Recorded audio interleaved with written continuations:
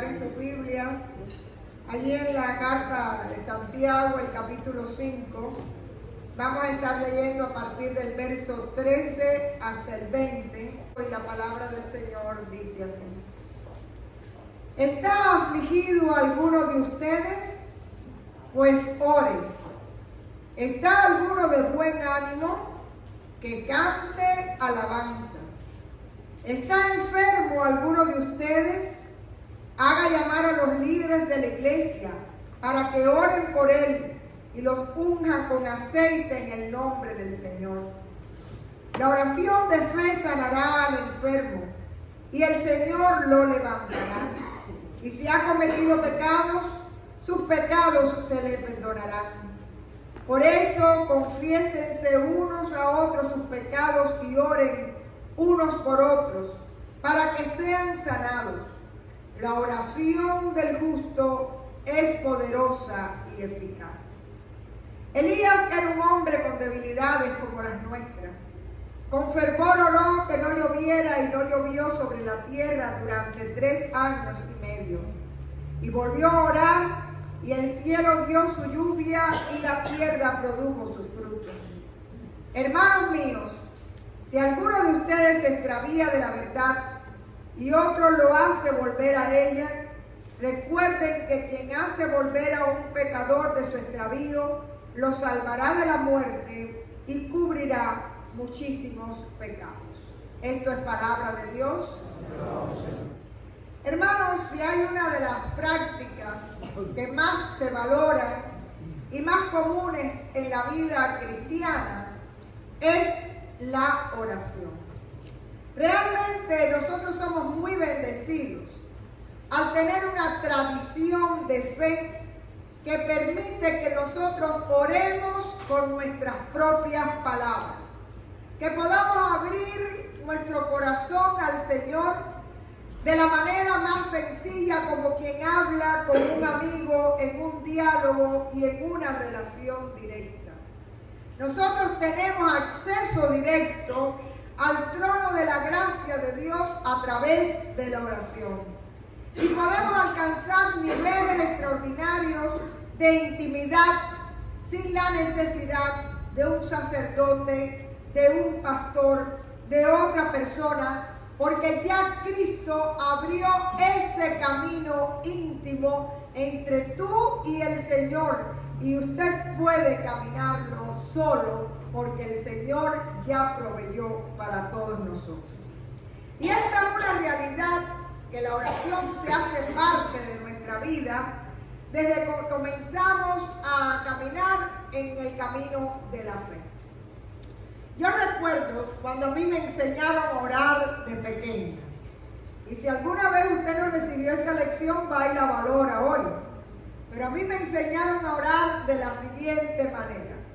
Primero se alaba a Dios. Se reconoce su poder, su señorío, su majestad. Reconoces a quién estás orando. A aquel que todo lo puede, aquel que es el Señor de tu vida. Después vas a alabar al Señor. Es decir, pues te bendigo, te alabo, te doy la gloria, recibe la honra. Todo eso son palabras de alabanza al Señor. Después le das las gracias por las bondades, por todo lo bueno que ha hecho en tu vida. Porque incluso aunque tú no lo veas, Él está contigo y es fiel. Damos gracias a Dios. Y finalmente también pedimos perdón por nuestros pecados. Pedimos al Señor que nos limpie, que nos perdone, que nos ayude a vivir como a Él le gusta, para agradar su corazón. Y por último, traemos las peticiones que tenemos en nuestro corazón delante del Señor. Si somos honestos, yo creo que todo este preludio muchas veces nos lo saltamos. Y la gente directamente ora y le dice: Señor, este es el problema. Y usted viene como si fuera a un buró de quejas delante del Señor esperando su provisión. Por eso es que Romanos 8:26 nos recuerda que no sabemos orar. Y muchas veces es el Espíritu Santo el que tiene que venir en nuestro auxilio para interceder por nosotros. Y dice así este texto que yo amo. Y de igual manera el Espíritu nos ayuda en nuestra debilidad. Pues ¿qué hemos de pedir como conviene? No lo sabemos. Pero el Espíritu mismo intercede por nosotros con gemidos indecibles. ¿Cuántos se apropian de esa verdad bíblica? Cuando no sabes qué pedir, cuando estás pidiendo mal, es el Espíritu Santo el que intercede con gemidos indecibles delante del trono de la gracia por ti. Así que, en realidad, en esta mañana, les voy a invitar, además de saber que el Espíritu Santo nos enseña y nos ayuda, les voy a invitar a explorar algunos caminos de oración que son los que trae el texto y que pueden ayudarnos en nuestra vida de fe. Esta carta del apóstol Santiago es una carta eminentemente práctica, donde trae consejos y normas sobre la conducta y la forma de vivir a la iglesia o de vivir aquellos que siguen a Jesucristo. Y nos llama a ser no solo oidores de la palabra, sino hacedores de la misma. Y aquí al final de la carta, esta carta, como dato curioso les digo, que casi no la ponen en el canon. Y yo les doy gracias a Dios porque la carta de Santiago entró en el canon cristiano, porque realmente es una joya, es una maravilla. Y este texto de Santiago que vemos al final es el que normalmente en una carta griega se decidía mandarle a la persona mucha salud y se oraba a los dioses para que le proveyeran salud a aquel que estaba recibiendo la carta. Sin embargo, aquí lo que se hace es algo diferente. Ya se aclara que el Señor ha hecho provisión para su pueblo de salud, no solo del cuerpo, sino también del espíritu, de las emociones, de las relaciones del alma, y que lo único que tenemos que hacer es orar para recibir esa provisión que Dios tiene para nosotros. Y comienza diciendo que oremos en tiempos de aflicción. ¿A alguien hay que recordarle que ore cuando está afligido? Yo creo que eso es casi natural en todos nosotros, porque la aflicción es parte de la vida. La vida siempre va a traer experiencias desagradables, preocupaciones, tristezas, y hay que reconocer que muchas veces cuando nosotros estamos viviendo la aflicción es cuando más oramos y cuando más cerca estamos del Señor. Y la aflicción trae enfermedades en el espíritu, en las emociones, en la mente, porque realmente es desagradable vivir bajo la presión que trae la aflicción. Pero no solo oramos para que el Señor nos libre de la aflicción, que es lo que muchas veces hacemos. También oramos para que el Señor, en medio de esa prueba que estamos viviendo, nos dé la fortaleza, nos dé la paz, nos dé la sabiduría para poder soportar la tribulación. Porque van a haber aflicciones que el Señor no va a arrancar de tu vida, pero el Señor te va a dar la coraza espiritual para tú vivirla en la paz de Cristo y caminar por esa senda de aflicción en la fortaleza de aquel que es tu Señor y tu Salvador. Y ahí tú vas a poder decir: todo lo puedo en Cristo, que es el que me fortalece, el que me da la fuerza, el que es mi auxilio para este momento de tribulación. Así que la primera oración a la cual se refiere aquí la carta a Santiago es orar ante la prueba adversidad, orar en tiempos de aflicción. Pero también nos dice que oremos en tiempos de alegría, que cantemos alabanzas. Y es interesante porque cuando las cosas van mal y cuando usted tiene una plegaria en su corazón, esa plegaria no se olvida y usted no se suelta de la mano del Señor. Pero cuando llegan los tiempos de bonanza, solemos olvidarnos del Señor. Solemos tratar de hacer de la oración, si es que somos personas de oración, algo de rutina.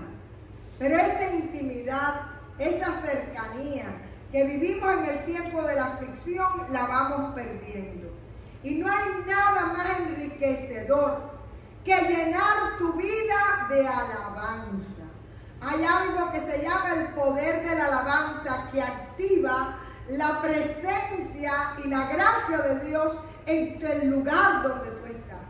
La alabanza te acerca al rostro de Cristo y la alabanza te ayuda a vivir conforme a su voluntad. Y aquí te dice el texto que en tiempos de bonanza cantes alabanza, sigas orando, pero con gratitud. No lo dice explícitamente, pero cuando usted alaba al Señor, también en su corazón hay oraciones de gratitud.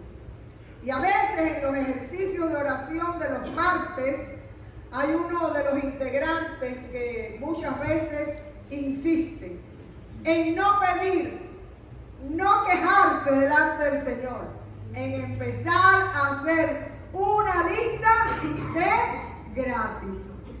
Gracias, Señor, gracias, Señor, por esto, por lo otro. Incluso, gracias porque en medio de la prueba, tú eres mi pronto auxilio en la tribulación.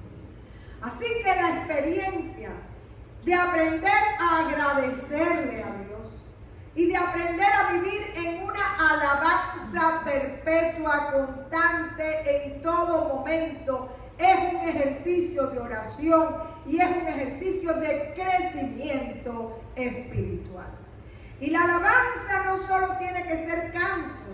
Usted puede cantar alabanza y usted puede llenar su vida del gozo del Señor a través de la música. La alabanza es el corazón agradecido que reconoce que tiene un Dios de bondad y de poder, que es Dios de su vida, que es sostén de su vida, que es su Salvador. No sé si usted practica la alabanza en el día a día, pero mi invitación es que no solo en tiempos de bonanza, también en tiempos de aflicción, llene su vida de alabanza y active la presencia y la gracia de Dios en su medio, en sus circunstancias, en aquello que usted está depositando en sus manos de amor. Y continúa el texto invitándonos a lo que conocemos como oración de intercesión, oración por los enfermos. La oración de intercesión es aquella que se produce cuando usted ora por otras personas, cuando usted intercede por otras personas. Normalmente el culto de oración de cada martes es un tiempo en su mayoría de intercesión. A veces estamos orando por personas que ni siquiera conocemos, pero estamos intercediendo para que la gracia del Señor se glorifique en cada una de esas situaciones. Y usted intercede por las personas, por sus matrimonios, usted intercede porque las personas tengan trabajo, usted intercede para que las familias se reúnan, usted intercede por muchas situaciones que tienen las personas en nuestra comunidad y sobre todo las personas de la iglesia. Pero hay una oración muy específica a la cual se refiere aquí el texto, y es la oración para los enfermos y oración por sanidad.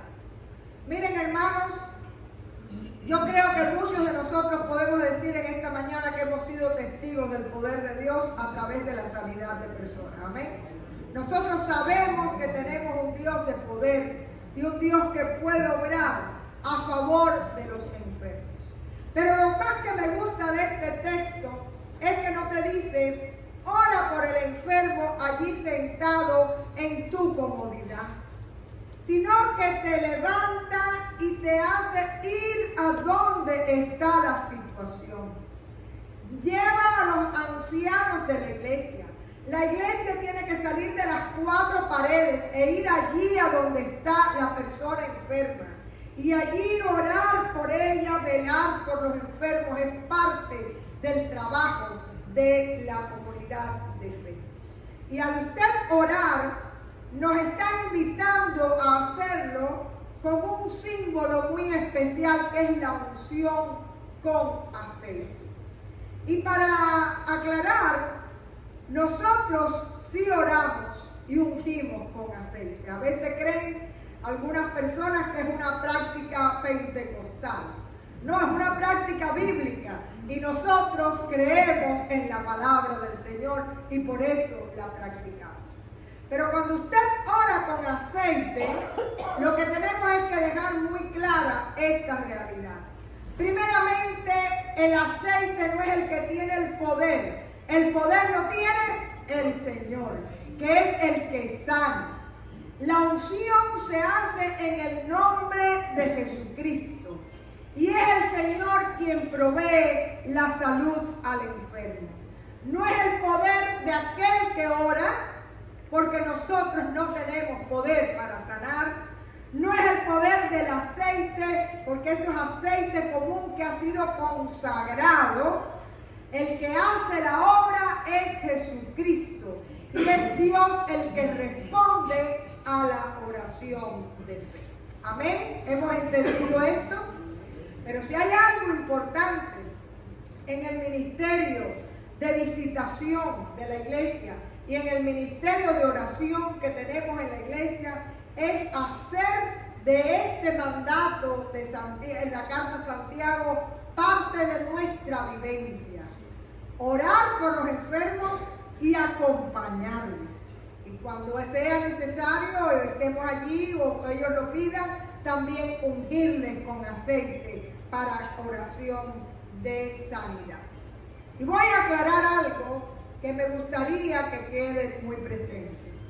Usted puede pensar que en algunos momentos usted ora por sanidad y el Señor no le escucha y la persona al final no sana y al contrario parte con el Señor. Nosotros oramos por sanidad y el Señor responde, porque aunque la persona vaya con el Señor se adquiere la sanidad plena en Cristo Jesús. Donde no hay llanto, donde no hay dolor, donde no hay enfermedad, allí es donde vamos a ser plenamente sanos con el Señor. Y tenemos que saber que la sabiduría del Señor es perfecta y descansar en su soberanía. Señor, hemos entregado esta nuestra petición delante de tu presencia. Pero como dice el Señor Jesús en su plegaria, hágase tu voluntad y no la mía. Y reconocer que no es que el Señor no responda, sino que el Señor en la oración hay momentos en que va a decir sí, hay momentos en que va a decir ahora no, y hay momentos en que va a decir no, no es mi voluntad y no es lo mejor aquello que estás pidiendo. Hay otra oración que también nos trae el texto y nos habla de la oración de confesión. Una oración que normalmente tenemos también en nuestra liturgia de Domingo de Comunión. Antiguamente la teníamos en todos los servicios, pero ahora la hemos mantenido en el Domingo de Comunión. Y puede ser que a veces leamos la oración o tengamos la oración sin plena conciencia. Para mí lo más importante de la oración de confesión es tener la certeza de que el pecado te separa de Dios. Y que el pecado enferma tu espíritu, enferma tu alma. Por eso es tan importante no solo orar y confesar nuestras ofensas, confesar nuestras faltas al Señor, sino también orar para que el Señor perdone y obre en otros. Esta oración es un poco complicada, porque cuando usted está orando para que el Señor te perdone, como dice el Padre nuestro, perdónanos como nosotros perdonamos. Quiere decir que es una oración que usted está haciendo para que el Señor le perdone, pero también para que el Señor le enseñe a perdonar. Para que usted pueda vivir el amor de Cristo en medio de una circunstancia donde humanamente a usted no le alcanza ni el amor ni el perdón para reconciliarse con otros. Y ahí es donde el Señor se glorifica en ti. Te perdona, pero te ayuda y te enseña también a perdonar. Y es importante aprender también a orar por otros, a escucharles y orientarles, porque no solo tiene que ser, algunas iglesias piensan que solo el sacerdote es el que te escucha en confesión. Nosotros tenemos el sacerdocio universal del creyente. Usted puede tener un mentor en la fe, una persona con la que usted hable, una persona que ore con usted, que le oriente, que le guíe, que le ayude. Pero sobre todo aprender a orar confesando también los pecados de aquellos que amamos. ¿Qué hacía Job todos los días con sus hijos? Dice que todos los días oraba para que Dios perdonara los pecados de sus hijos, que incluso a él le podían ser ocultos, pero él quería que sus hijos estuvieran en bien delante del Señor. Y hay un ejercicio de confesión que muchas veces no hacemos. ¿Cuántos de nosotros que venimos de países que están en este momento oprimidos, oramos para que Dios se glorifique y los libere? ¿Es oración permanente suya o no? Orar por sus pueblos. Pero cuando el pueblo ora confesándole al Señor sus pecados de rebeldía que le han separado de la mano de Dios. Por eso es tan importante también nosotros como pueblo de fe confesar el pecado de nuestros pueblos y decirle: Señor, ten misericordia de ese corazón tan duro, porque tenemos pueblos de corazones duros que se han alejado de la mano de Dios porque los han seguido caminos de idolatría, de oscurantismo y sobre todo porque han negado su nombre a través de décadas. Así que tenemos que aprender que la confesión se desarrolla en diferentes perfiles.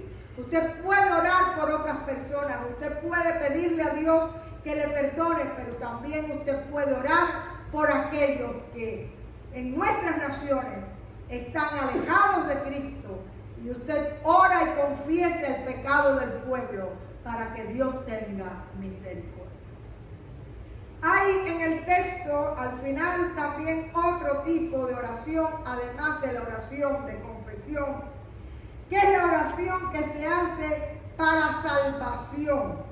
La oración donde usted le pide al Señor por aquellos que se han enfriado en la fe, por aquellos que se han desviado o por aquellos que sencillamente no se abren al amor de Cristo. Y déjenme decirles una cosa: muchas veces cuando las personas en el camino de la fe se desvían, hay una frase que no es mía, pero que la he oído muchas veces, que dice que la iglesia es el ejército que remata a sus soldados caídos.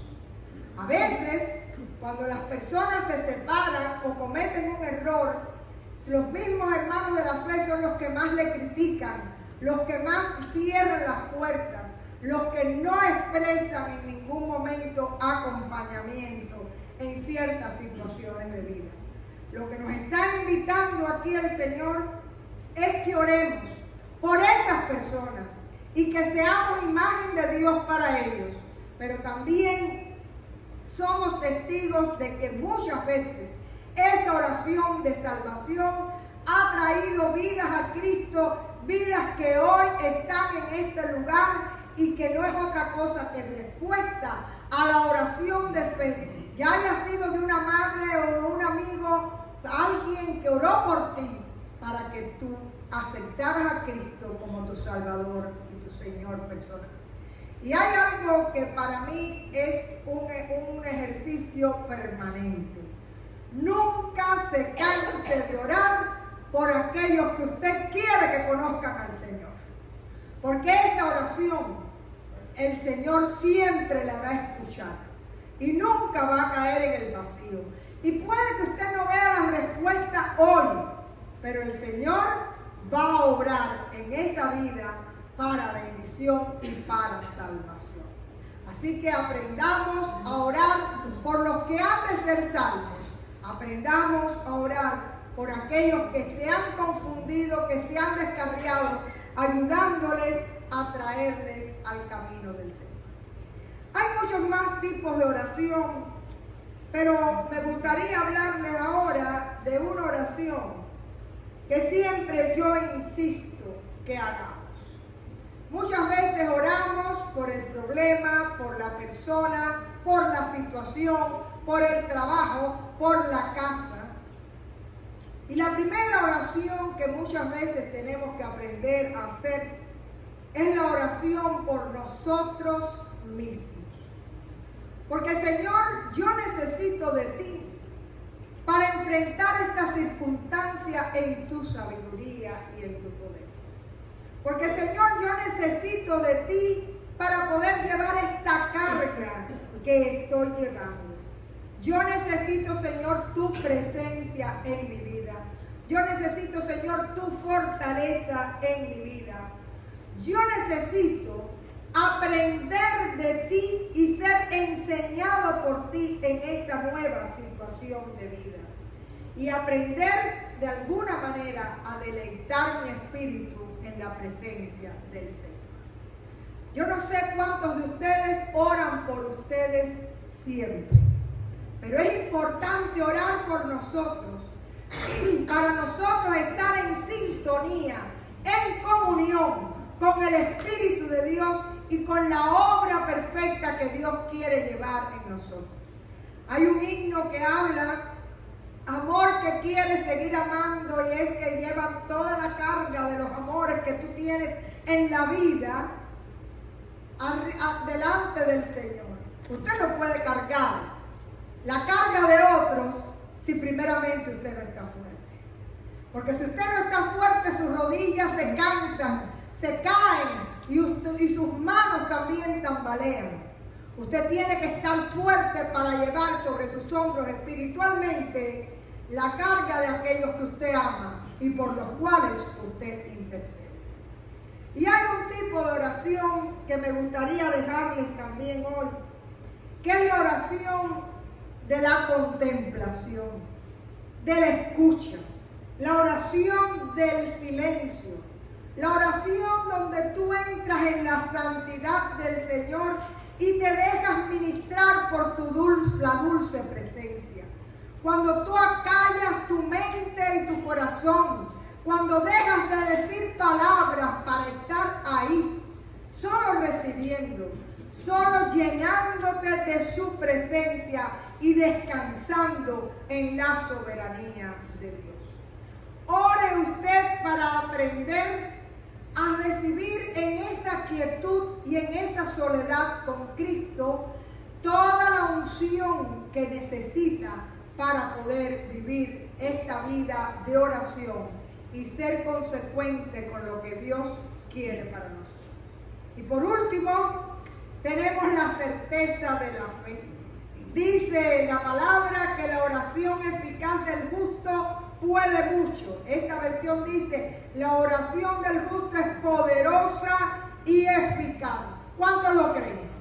Hay poder en la oración del pueblo de Cristo. Amén. Gloria a Dios. Usted sabe que su oración tiene poder. Y déjeme decirle por qué. No por usted, porque somos todos insignificantes, sino porque nosotros oramos a un Dios extraordinario, a un Dios de poder y a un Dios de misericordia. A Él sea la gloria.